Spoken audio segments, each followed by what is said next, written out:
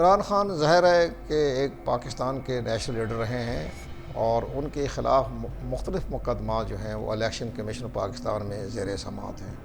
اس میں سب سے بڑا اہم جو ان کے خلاف کیس چل رہا ہے ان دنوں وہ ہے توہین الیکشن کمیشن۔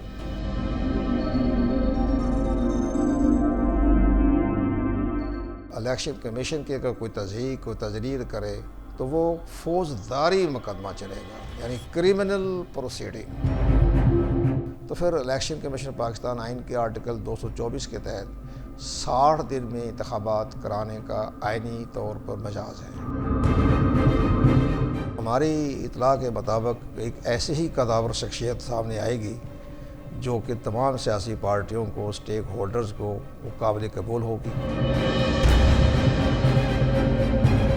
میرا نام ہے قمر دلشاد، میں الیکشن کمیشن پاکستان میں سابق فیڈرل سیکرٹری رہا ہوں اور تمام الیکشن کمیشن پاکستان کے امور کو میں بخوبی جانتا ہوں۔ اور آج کل موجودہ جو کرنٹ افیئر جو معاملہ چل رہا ہے تو اس میں پنجاب گورنمنٹ میں وزیر قانون اور پارلیمانی امور کی وزارت میرے پاس ہے، اور پنجاب کے جتنے بھی لیگل اور قانونی جو ہے وہ میں اس کو دیکھتا ہوں۔ تو یہ اس لحاظ سے جب ہم نے جو کام کر رہے ہیں ہم وہ پنجاب گورنمنٹ میں کیئر ٹیکر گورنمنٹ میں، تو اس کا سلسلہ اس وقت جاری رہے گا جب تک نئی الیکٹڈ گورنمنٹ نہیں آ جاتی۔ تو یہ میرا انٹروڈکشن ہے، تمام پبلک جو بھی دوست بھی جانتے ہیں، آپ بھی جانتے ہیں، لیکن سب سے بڑا اہم تجربہ جو میرے پاس رہا ہے اور اب بھی موجود ہے وہ الیکشن کمیشن پاکستان کا میں فیڈرل سیکرٹری رہا ہوں۔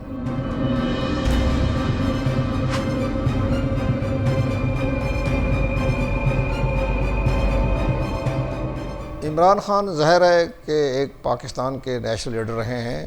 اور ان کے خلاف مختلف مقدمات جو ہیں وہ الیکشن کمیشن پاکستان میں زیر سماعت ہیں۔ اس میں سب سے بڑا اہم جو ان کے خلاف کیس چل رہا ہے ان دنوں وہ ہے توہین الیکشن کمیشن۔ اس پر انہوں نے الیکشن کمیشن پاکستان کی اس طرح تضحیق کی، تذلیل کی، گالیاں نکالی، ان کو بڑے نازیبانہ اور غیر پارلیمانی الفاظ استعمال کیے جو کہ ان کو نہیں کرنے چاہیے تھے۔ اس پر الیکشن کمیشن پاکستان نے بڑے صبر و تحمل کا مظاہرہ کیا اور 1.5-2 سال تک ان کے تضحیق آمیز رویے کو دیکھتے رہے، لیکن آخرکار جب انہوں نے انتہائی طور پر الیکشن کمیشن کے چیف الیکشن کمیشن کے بارے میں انتہائی غیر پارلیمانی الفاظ استعمال کیے جو میں یہاں دہرانا نہیں چاہتا، اس پر پھر الیکشن کمیشن پاکستان نے ان کو الیکشن ایکٹ 2017 کی دفعہ 10 کے تحت اور آئین کی آرٹیکل 204 کے تحت ان کو نوٹس جاری کیے۔ ان کی ٹیم میں بھی تھے، فواز چودھری بھی ہے، اسد عمر بھی ہے، لیکن ان میں سب سے بڑی اہم جو معاملہ آیا وہ عمران خان کے بارے میں بھی آیا۔ لیکن عمران خان نے مقدمے کو، اس کو سماعت کو جاری رکھنے کی بجائے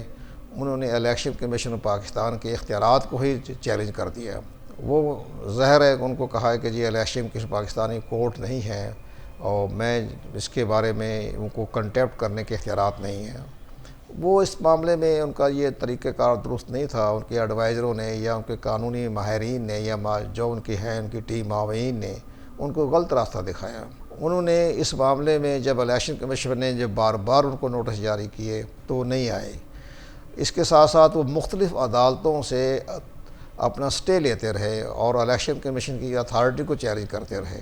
لیکن تمام courts, even Supreme Court of Pakistan, ان سب نے ان کی سارے استدعاء کو مسترد کرتے ہوئے یہ فیصلہ دیا کہ الیکشن کمیشن پاکستان اس پر فیصلہ کرنے کا مجاز ہے، اور جب یہ فیصلہ آ جائے، اگر ان کے نیگیٹو فیصلہ آتا ہے تو پھر سپریم کورٹ آف پاکستان میں اپیل دائر ہو سکتی ہے، لیکن ان کے راستے میں رکاوٹ ڈالنا جو ہے وہ غیر قانونی ہوگا۔ تو الیکشن کمیشن پاکستان نے ان پر جو شدید قسم کے جو تحفظات کا اظہار کر کے جو نوٹس جاری کیا، وہ سیکشن 10 کی یہ کہتا ہے کہ جب الیکشن کمیشن کی اگر کوئی تضحیق کوئی تجریر کرے تو وہ فوجداری مقدمہ چلے گا، یعنی کرمنل پروسیڈنگ۔ اور یہ میں تمام چینلوں پہ کہتا رہا کہ یہ عام کیس نہیں ہے، سیکشن 10 کے تحت کرمنل پروسیڈنگ ہے، اور کرمنل پروسیڈنگ کے تحت الیکشن کمیشن جو ہے ان کو سزا دینے کا مجاز ہے۔ وہ 3 سال کی سزا دیں یا جرمانہ تک کر دیں یا ٹل دی رائزنگ آف دی کورٹ ان کو نااہل قرار دے دیں۔ یہ تینوں آپشن جو ہیں وہ الیکشن کمیشن پاکستان کے پاس ہیں۔ تو اب یہ آخری سٹیج پہ جا رہا ہے اور اب ان کو فرد جرم عائد کرنی ہے 2 اگست کو۔ تو اس کے بعد اگر فرد جرم اس کے بعد وہ آئے ہی نہیں، عدالت میں پیش ہی نہیں ہوئے، یعنی الیکشن کمیشن کو بار بار طلب کرنے پر تو پھر الیکشن کمیشن نے بڑا سخت قدم اٹھایا اور آئی جی اسلام آباد کو کہا کہ آپ ان کو پیش کریں، گرفتار کر کے پیش کریں۔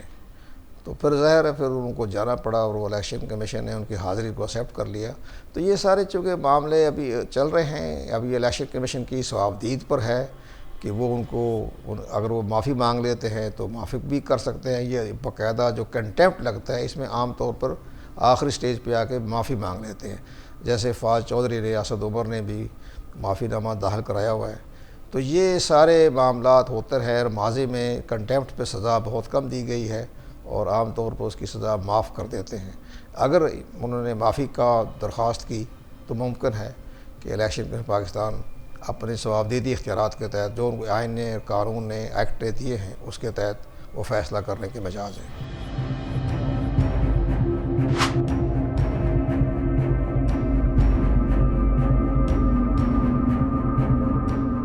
ہمارے آئین اور قانون کے مطابق یہ لکھا ہوا ہے، آئین کے آرٹیکل 224 میں لکھا ہے، بڑا واضح لکھا ہوا ہے۔ اس میں لکھا ہوا ہے کہ اگر قومی اسمبلی اپنی مقررہ مدت پر تحلیل ہوتی ہے تو پھر وہ 5 سال مکمل ہوتے ہیں، تو پھر اس کے پہ الیکشن کمیشن پاکستان کے اختیارات تو بعد میں شروع ہوتے ہیں، لیکن آئین کے آرٹیکل 224 کے تحت وہ اسمبلی تحلیل ہو جاتی ہے۔ اس میں ایک آرٹیکل 58 کو بھی لے جائیں آپ، ساتھ شامل کریں ملالہ۔ اس میں آرٹیکل 58 میں یہ ہے 58(2) ناٹ بی تو ڈیلیٹ کر دی گئی تھی۔ آرٹیکل 58(2) میں لکھا ہوا ہے کہ جب اسمبلی اپنی مدت پوری کر لے تو پھر وہ اسمبلی خود بخود بھی تحلیل ہو جاتی ہے، یا پرائم منسٹر پاکستان جو ہیں وہ پریزیڈنٹ پاکستان کو سمری بھیجیں کہ اسمبلی جو ہے وہ 5 سال پورے ہو گئے ہیں تو وہ تحلیل کر دی جائے، تو تحلیل ہو جائے گی۔ اگر وہ سمری بھیجیں تب بھی تحلیل ہو جائے گی، نہ بھیجیں تب بھی تحلیل ہو جائے گی۔ اس میں آئین میں لکھا ہے 5 سال کے بعد تو کوئی گنجائش نہیں ہے۔ تو یہ جب اسمبلی تحلیل ہو جاتی ہے 5 سال مدت پوری کرنے پر تو پھر الیکشن کمیشن پاکستان آئین کے آرٹیکل 224 کے تحت 60 دن میں انتخابات کرانے کا آئینی طور پر مجاز ہے، بلکہ لفظ شل کا استعمال کیا گیا۔ تو وہ اس میں باقاعدہ انتخابات کروانے کے لیے 60 دن کا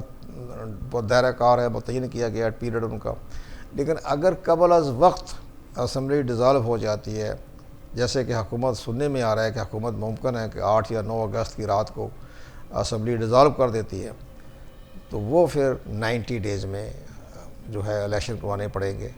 اور لیکن اس کے ساتھ ساتھ کچھ اور بھی زمینی حقائق ہے۔ آئین نے تو اجازت دی ہوئی ہے کہ 90 دن میں انتخابات کروائیں، لیکن یہ اب الیکشن کمیشن نے بھی دیکھنا ہے، زمینی حقائق بھی دیکھنے ہیں اور ملک کی معاشی صورتحال کو بھی دیکھنا ہے۔ لیکن اس کے ساتھ ساتھ ایک بہت بڑا اہم ایشو ہے، اور وہ اہم ایشو یہ ہے کہ وہ ہے کہ جو ہماری جو نئی ڈیجیٹل مردم شماری ہوئی تھی، یہ بہت بڑا ایک آئینی جو ہے معاملہ سامنے آ رہا ہے الیکشن کمیشن پاکستان کے سامنے۔ اس میں یہ ہے کہ نئی ڈیجیٹل مردم شماری کے تحت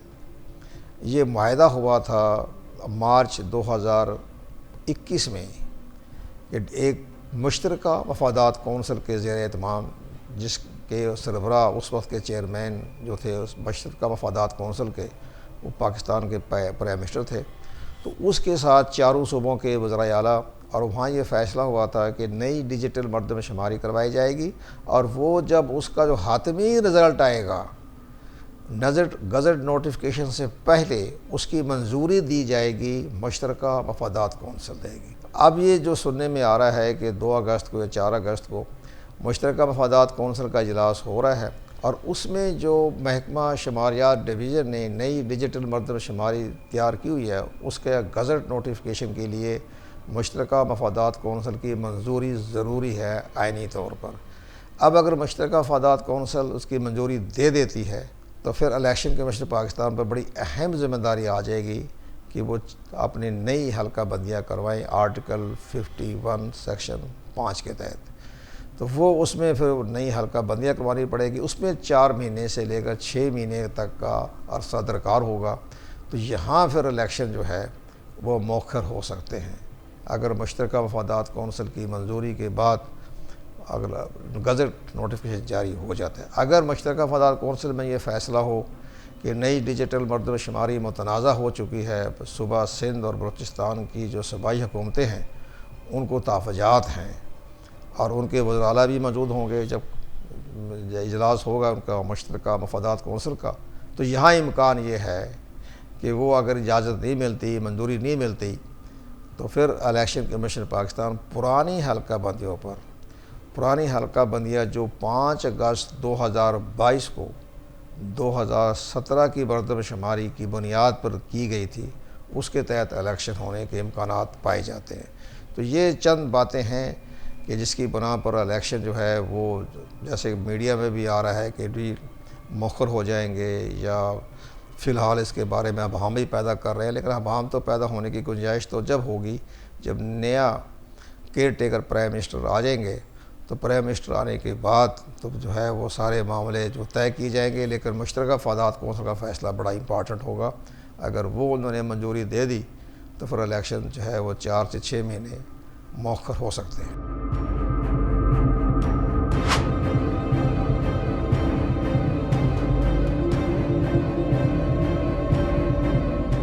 پاکستان کی تاریخ میں جو آپ کے سامنے جو بڑا اہم آپ کا یہ چل رہا ہے نقطہ، آپ کا بہت بڑا ہے یہ چینل، اس کے ذریعے ہم تاریخ کو ایک حوالے سے یہ بات دے دیں کہ سب سے پہلے ایک نگران گورنمنٹ کا جو تصور پیش کیا گیا تھا وہ 7 مارچ 1977 میں جب ذوالفقار علی بھٹو پرائم منسٹر تھے، تو ان کے الیکشن کو اس وقت کی اپوزیشن نے مسترد کر کے بہت بڑی تحریک چلائی تھی، جس کے نتیجے میں ذوالفقار علی بھٹو صاحب نے جون 1977 میں یہ ان کو وعدہ کیا تھا، بلکہ آپ کی باقاعدہ ان کا خواہش کا اظہار کیا تھا جی میں اسمبلی ڈیزالو کر دیتا ہوں۔ تو اس وقت کی جو اپوزیشن تھی انہوں نے کہا جی ہم نے آپ کی نگرانی میں الیکشن کو نامنظور ہیں، پہلے آپ نے الیکشن کروائے جو ہمیں نامنظور کر دی، اب آپ دوبارہ الیکشن کروائیں گے ہمیں نامنظور، آپ کیئر ٹیکر سسٹم لے کے آئیں۔ تو اس وقت پرائم منسٹر ذوالفقار علی بھٹو نے، وہ پرائم منسٹر جو تھے، انہوں نے اس نظریے کو مسترد کر دیا، ان کا یہ میرے پر عدم اعتماد ہے۔ تو بہرحال بعد میں تحریک چلتے رہی، 5 جولائی کا واقعہ پیش آ گیا، آئین معطل ہو گیا۔ تو یہ اس کے بعد جب 8ویں امینڈمنٹ آئی ضیاء الحق صاحب کے زمانے میں، تو وہاں ایک کیئر ٹیکر سسٹم کا تصور پیش کیا گیا، لیکن خود مرحوم ضیاء الحق نے اس پر عمل درآمد نہیں کیا۔ وہ تو اتفاق سے ایک حادثے میں جان بیک ہو گئے، لیکن جو غلام اسحاق خان جو تھے ملک کے پریزیڈنٹ، جو 1988 میں انتخابات کروائے، تو کوئی کیئر ٹیکر سسٹم نہیں تھا، لیکن 8ویں امینڈمنٹ میں ذکر تھا اس کا۔ لیکن بعد میں بہرحال الیکشن ہو گئے، بینظیر بھٹو بن گئی پرائم منسٹر۔ لیکن 90 میں جب یہ الیکشن ہو رہے تھے، جب اسمبلی ڈیزالو کی گئی، تو پہلا prime minister care taker Ghulam Mustafa Jatoi صاحب آئے، اور جو 93 میں معین قریشی صاحب آئے امریکہ سے، اور 96 میں ملک مراد خالد آئے، اور درمیان میں بلخ شہر مزاری کا وہ پیڑ چھوڑیں، وہ تو 15-20-25 دن کا تھا۔ تو اس کے بعد آپ آگے چلتے جائیے، پھر بعد میں 2008 میں جو میاں محمد سمرو صاحب بنے کیئر ٹیکر پرائم منسٹر، وہ چیئرمین سینٹ تھے، اور اس کے بعد 2013 میں میر ہزار خان خوسا کو لے کے آئے، جسٹس تھے وہ بلوچستان ہائی کورٹ کے، اور وہ عمر ان کی 80-90 سال کی عمر تھی۔ بہرحال گزارا کر لیا ان سے۔ اس کے بعد 2018 میں جو آئے وہ بڑی اچھی قداور شخصیت آئے، وہ سپریم کورٹ پاکستان کے چیف جسٹس امیر الملک مینگل آئے۔ تو وہ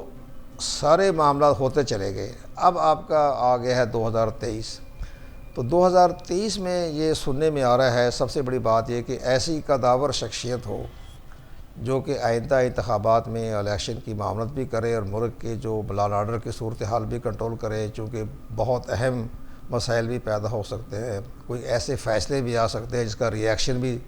شدید ہو سکتا ہے۔ تو اس کے لیے ایک ایسی قداور شخصیت کو لانے کی خواہش ہے۔ تو ہماری اطلاع کے مطابق ایک ایسی ہی قداور شخصیت سامنے آئے گی جو کہ تمام سیاسی پارٹیوں کو، اسٹیک ہولڈرز کو وہ قابل قبول ہوگی، اور وہ اپنی نگرانی میں انتخابات کروائیں گے، لیکن الیکشن کمیشن کے اختیارات بڑھ جائیں گے۔ وہ الیکشن کمیشن کے معاملات میں مداخلت کرنے کے مجاز نہیں ہوں گے، لیکن لا اینڈ آرڈر کی صورتحال، معاشی صورتحال، اور جو IMF کے ساتھ جو معاہدے پائپ لائن میں ہیں اس پر عمل درآمد کریں گے، اور ورلڈ بینک کا بھی بہت بڑا معاہدہ پائپ لائن پہ ہے، وہ سیلاب زندگان کو روکنے کے لیے بہت بڑی پروجیکٹ آ رہا ہے، تو وہ بھی پائپ لائن میں، تو وہ جو نیکسٹ پرائم منسٹر آئیں گے کیئر ٹیکر، وہ اس پر بھی عمل درآمد کرنے کے مجاز ہو گئے۔ ابھی جو الیکشن ایکٹ 2017 کا سیکشن 230 میں ترمیم کی گئی ہے کہ ان کو اختیارات دیے گئے ہیں،